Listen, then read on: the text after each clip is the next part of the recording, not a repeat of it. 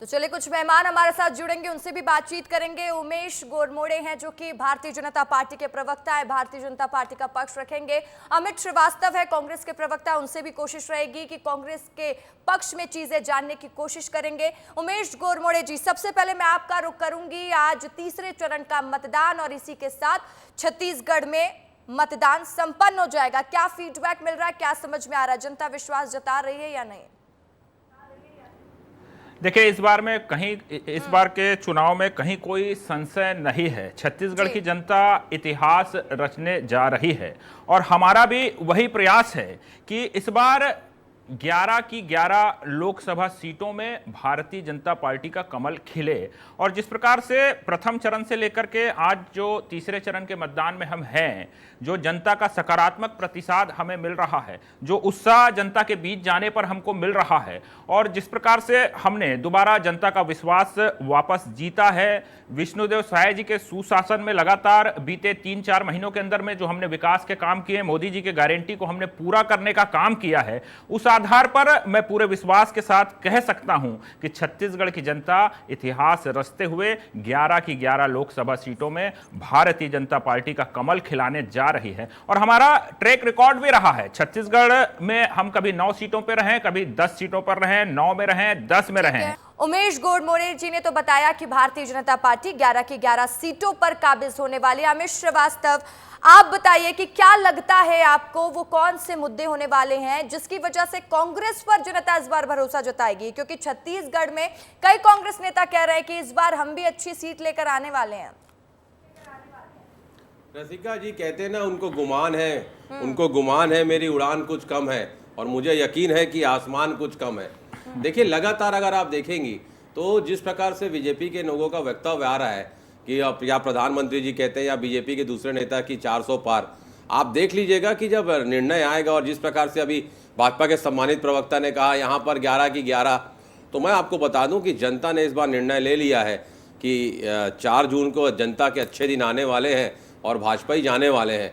और लगातार आप अगर देखेंगी, आप तो सीनियर पत्रकार हैं, आप जानती हैं बेहतर कि ये ज्वलंत मुद्दों पे कभी बात नहीं करते। कहते हैं ना, मेरी रातों की नींद को दिक्कत ना मंदिर की घंटी से है ना मस्जिद की अजान से है। मेरी रातों की नींद की दिक्कत मरते हुए जवान और आत्महत्या करते हुए किसानों से है।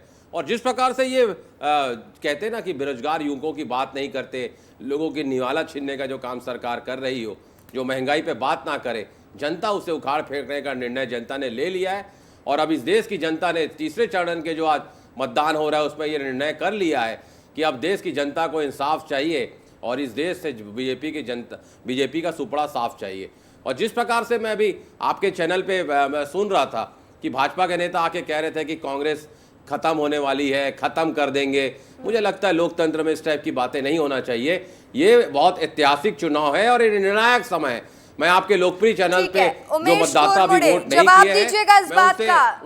अमित श्रीवास्तव जो कह रहे हैं इस बात का जवाब दीजिए, क्योंकि ये संविधान को बचाने का और लोकतंत्र को बचाने का चुनाव है।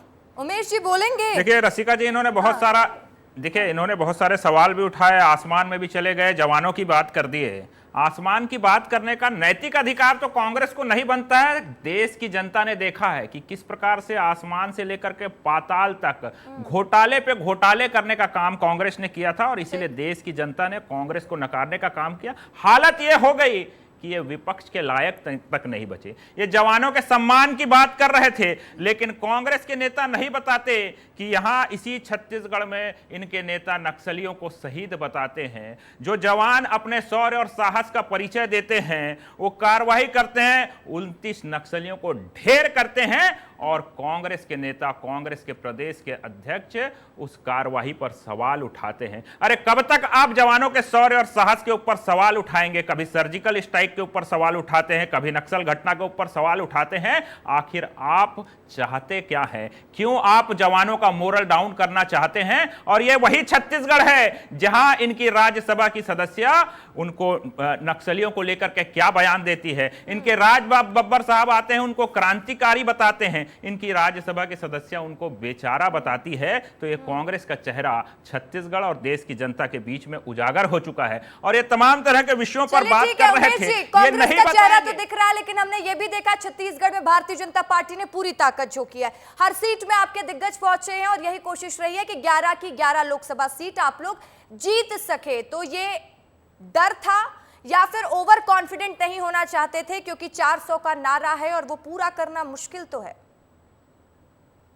देखिए, भारतीय जनता पार्टी किसी भी चुनाव को हल्के में नहीं लेती है। आपने 14 का चुनाव भी देखा है, 19 का चुनाव भी देखा है, उसके पहले के भी तमाम चुनाव आपने देखे हैं। अरे भारतीय जनता पार्टी तो वो पार्टी है जिसने 2 से प्रारंभ किया था और जनता के आशीर्वाद से 303 तक पहुंचे और आगे भी जनता के आशीर्वाद से हम 400 पार करेंगे। और हम किसी भी चुनाव को हल्के में नहीं लेते। हमारा बूथ स्तर का कार्यकर्ता से लेकर के हमारे नरेंद्र मोदी जी तक प्रण प्राण से जनता के लिए लगातार जुटते हैं। और जिस प्रकार से अभी चुनाव के अंदर में एक एक कार्यकर्ता जुटा हुआ है, एक एक बूथों के अंदर में, एक एक शक्ति केंद्र के अंदर में जुटा हुआ है, वैसे ही हमारे तमाम राष्ट्रीय नेता तमाम प्रदेशों के अंदर में दौरा कर रहे हैं। लेकिन मैं पूछता हूं कि कांग्रेस के नेता कहां हैं? कांग्रेस गठबंधन की बात करती है, इनके पास ना नेता है ना नीति है। और तो और वायनाड को छोड़ करके भागने की तैयारी भी साफ तौर पर देश की जनता देख रही है। तो ये अमित श्रीवास्तव, कहां है कांग्रेस के कौन नेता? पलायन जैसे कर रहा है? जैसे लोकसभा चुनाव के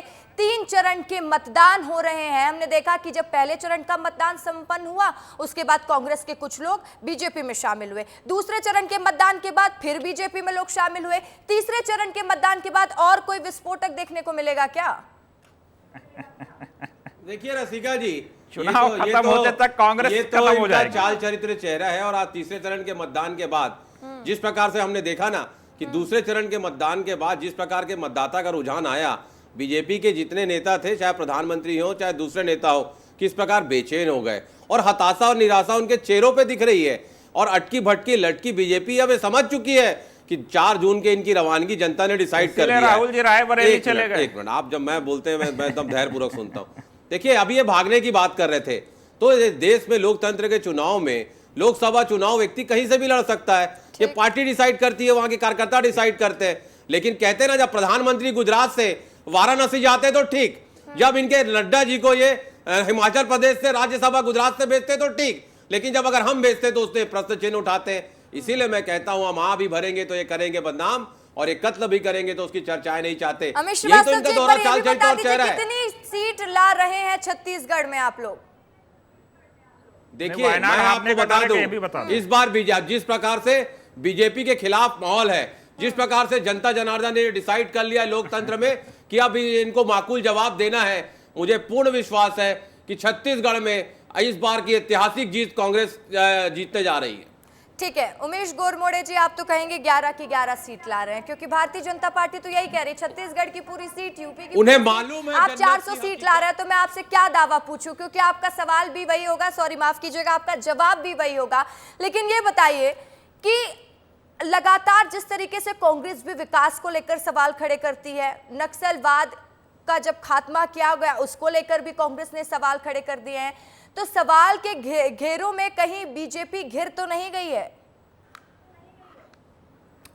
देखिए, जहां तक नक्सलवाद का विषय है या कांग्रेस के और किसी सवाल का विषय है, घिरने का सवाल ही नहीं है। दरअसल में कांग्रेस के पास तो मुद्दा ही नहीं है। कांग्रेस खुद उलझी हुई है, लटकी हुई है, भटकी हुई है, उन्हें मुद्दों का ही पता नहीं है। वो मुद्दों से बार बार, ट्रैक से बार बार भटकने का काम करती है। इनके राष्ट्रीय अध्यक्ष आते हैं, राम और शिव के बीच में लड़ाई कराने की बात करते हैं। छत्तीसगढ़ में इनके तमाम नेता किस प्रकार के अशोभनीय शब्दों का प्रयोग देश के यशस्वी प्रधानमंत्री नरेंद्र मोदी जी के लिए करते हैं। तो ऐसे वक्तव्य देकर के ये मुद्दों से खुद भटकने का काम करते हैं।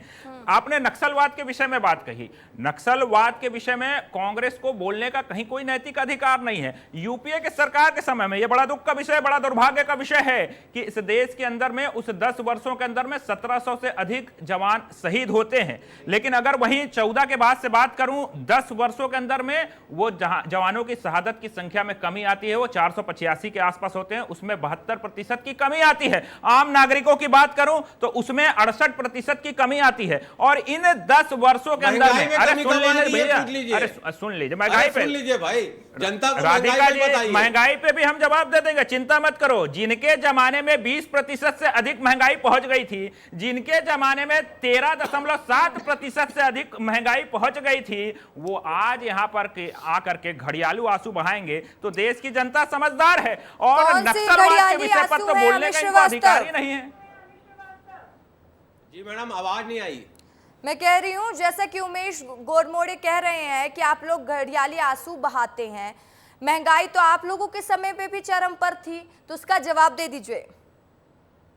20% पर पहुंची थी 80 के दशक में। जी, आपको भी याद होगा, हमारे समय में पेट्रोल 100 रुपए पहुंचा क्या, हमारे समय में डीजल 90 रुपए पहुंचा क्या, हमारे समय में टमाटर 150 रुपए पहुंचा क्या। ये महंगाई पे बात नहीं करते, अरे घबराते हैं। बीजेपी के लोग महंगाई और बेरोजगारी से डरते हैं। इनकी अगर आप किसी प्रवक्ता से पूछ देंगे, रणछोड़ बन जाते हैं। की बात करते हैं, या तो आप कह लीजिए या मुझसे पूछ रही। रसिका जी, आपने प्रश्न किससे किया है ये बता दीजिए इनको। ठीक है, आप प्रश्न तो अमित जी आपसे था, लेकिन आप दोनों ही एक दूसरे को ओवर कॉल कर रहे हैं। देखिए, मैं वही चीज आपसे कह रहा हूं कि मैं वही चीज आपसे माध्यम से कहना चाहता हूं कि महंगाई पे ये बात नहीं करते, रोजगार पे ये बात नहीं करते। 100 दिन में मुख्यमंत्री प्रधानमंत्री जी ने कहा था महंगाई कम हो जाएगी, नहीं तो मेरे को चौराहे में खड़ा कर देना। 56 इनकी छाती कहां है? क्यों महंगाई कम नहीं होती है? क्यों 400 रुपए में सिलेंडर नहीं मिलता? क्यों किसानों की आय दुगनी नहीं होती? उनकी लागत दुगनी कर दी जाती है। ये सारे सवालों का जवाब जनता से ये देते नहीं और आप लोग महंगाई पर बात नहीं करते, बेरोजगारी पर बात नहीं करते हैं, और कांग्रेस कहती है आप सिर्फ राम पर बात करते हैं, तो क्या राम भरोसे ही चुनाव जीतेंगे इस बार? देखिए, राम से, भगवान प्रभु श्री राम के नाम से कांग्रेस को इतनी पीड़ा क्यों है? बिल्कुल पीड़ा नहीं है, मेरे को गर्व है मेरे हिंदू होने का। देखिए, मेरे आराध्य प्रभु श्री राम। अमित श्रीवास्तव जी, आप कह रहे हैं पीड़ा नहीं है, आपके कार्यकर्ता जब भारतीय जनता पार्टी में शामिल होते हैं तो वो भी यही बात कहते हैं। यहाँ पर डिबेट पर बैठकर राम भक्त बनेंगे ना, तो देश की जनता और छत्तीसगढ़ की जनता समझ रही है। मेरी बहन राधिका खेड़ा के साथ क्या हुआ? वो राम मंदिर चली गई दर्शन के लिए, घर के अंदर में रामायण का पाठ करा दिया, तो क्या उन्होंने गुनाह कर दिया? किस प्रकार का व्यवहार किया गया? किस प्रकार से माफी मांगनी चाहिए? राधिका खेड़ा जी को माफी मांगनी चाहिए। मैं राम की बात करता हूं, मुझे अमित श्रीवास्तव जी, राधिका खेड़ा क्या आरोप लगाए कांग्रेस पार्टी पर? सुना है आपने, उन्होंने कहा कमरे में बंद कर दिया। उनका वो वीडियो देखा आपने जहां पर वो रो रही थी। 1 मिनट मुझे बोलने दीजिए। उमेश जी, अमित जी, सुनिए मेरी बात करते हैं। लेकिन किस तरह का आरोप राधिका खेड़ा ने कांग्रेस पार्टी पर लगाया, और उसके बाद आप कह रहे राधिका खेड़ा को माफी मांगनी चाहिए? बिल्कुल मांगनी चाहिए। 1 मिनट सुन लीजिए। देखिए, जिस प्रकार का आरोप वो लगा के गई है, मैं भी राम की बात करता हूं, मैं भी पार्टी का प्रवक्ता हूं, मुझे तो पार्टी ने कभी कुछ नहीं कहा। मतलब जिस प्रकार से जब वो राजीव भवन में रो रही जिस थी, प्रकार अभी आप माफी की बात अगर अरे आप वो वीडियो बनाई है, अंदर का दिल नहीं पची जा। Umesh ji, this is not the correct way. देखिए, अगर वो वीडियो बनाई है, बड़ी विनम्रता के साथ मैं कहता हूं, वो वीडियो को सार्वजनिक करना चाहिए। हमारे प्रमुख जो हैं, उन्होंने कहा नार्को टेस्ट के लिए मैं तैयार हूं, दोनों का नार्को टेस्ट होना चाहिए, दूध का दूध और पानी का पानी हो जाएगा। लेकिन सिर्फ इसलिए अपनी राजनीतिक आकांक्षाओं को पूरा करने के लिए किसी भी व्यक्ति पे आरोप लगाना और उसके बाद भाजपा में चले जाना, यह भाजपा का चाल चरित और चेहरा जनता के बीच में उजागर हो गया है, और ये लोकतंत्र का चीरहरण करने वाले लोग हैं। इसीलिए देश की जनता कहती है इस देश में लोकतंत्र की हत्या निरंतर जारी है, और बीजेपी लोकतंत्र की हत्यारी है। माफी मांगनी चाहिए बीजेपी के नेताओं को। लिखा हुआ स्क्रिप्ट हो दे रहे थे। जवाब ले लीजिए सर। आपातकाल लगाने वाले आज माफी की बात कर रहे हैं। अरे 5 न्याय की बात करने वाले, 5 न्याय की बात और गारंटी और महालक्ष्मी वंदन की बात करने वाले, कांग्रेस भवन के अंदर में एक महिला के साथ इस प्रकार का व्यवहार हो, वो तब खामोश रहें और आज आकर के उनसे माफी की मांग करें। ये देश की जनता देख रही है, छत्तीसगढ़ की जनता देख रही है। आज कांग्रेस एक्सपोज हो चुकी है, कांग्रेस महिला विरोधी है, और ये चेहरा देश के बीच में कांग्रेस का उजागर हो गया है। ये किस मुंह से बात करेंगे? ये न्याय की बात करते हैं, लड़की हूं लड़ सकती हूं की बात करते हैं। प्रियंका वाड्रा जी को ट्वीट तक करती हैं राधिका खेड़ा जी, कहीं कोई जवाब निकल करके नहीं आता। और ये दुर्भाग्यजनक है कि जब कोई लड़की न्याय की मांग करे, पूर्व